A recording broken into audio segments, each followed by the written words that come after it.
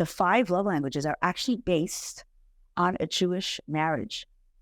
The whole celebration of the Chuppah actually alludes to the 5 love languages. Did you think of that? Okay, so we start off at the Chuppah. We start off with the groom says the magic words, Harei at mikudeshet li, right?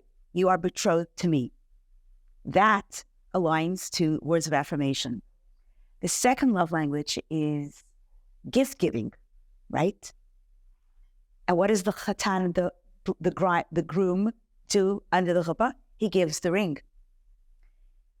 After that, they take out the ketubah, the marriage contract. And what's written in the marriage contract? Acts of service. After the acts of service, we have the 4th love language, which is quality time. Everyone knows what happens after the chuppah. The guests go into the room, the photographer, the band, everyone's ready.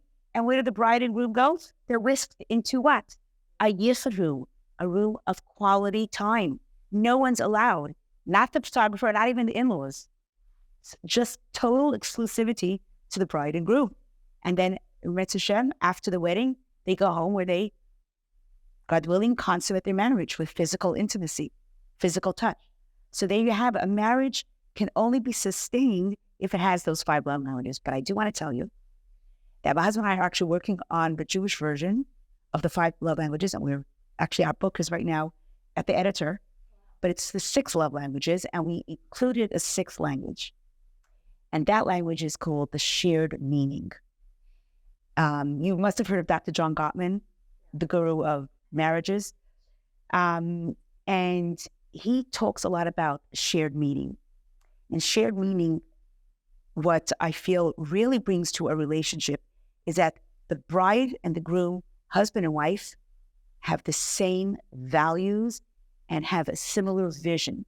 So even with all those 5 love languages, if you don't have something that really keeps you united and committed and connected, then there's something that's going to fall apart. It's going to dissolve because you both need to have a goal that you're reaching together. You're on the same trajectory. And shared meaning in the Jewish world is you both have traditions. You both have Shabbat. You both have memories of a Passover Seder. You both have this love for a synagogue. You both want to give your child a Brit Milah. You can't wait to see a child having their bar and bat mitzvah. But if there is not that shared meaning, and while you're dating, this is one of the most important things to ask. How are we going to raise our family? It's not about, do I find you attractive? Do you make me feel good? Am I completing your eyes? Do I feel good when you touch me?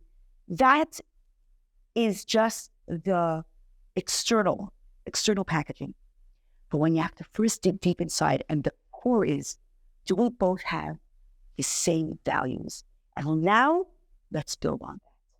So that's the 6th language, which I believe is missing Dr. Gary Chapman's. I think that 6th language is almost really the first, right? Because when you're dating, you need to date so mindfully and be like, it's not just, who is this person, but what you're saying has to be a values-based decision. Yes. And to go into the dating experience with this first language of, does this person share my values? So really, the 6th language of shared meaning is really number 1. Yeah, that should be the start. But we're living in a world where, unfortunately, many young people are, we look at the externalities and we're excited and inspired by that and attracted to that. But I think that's a very, very valid point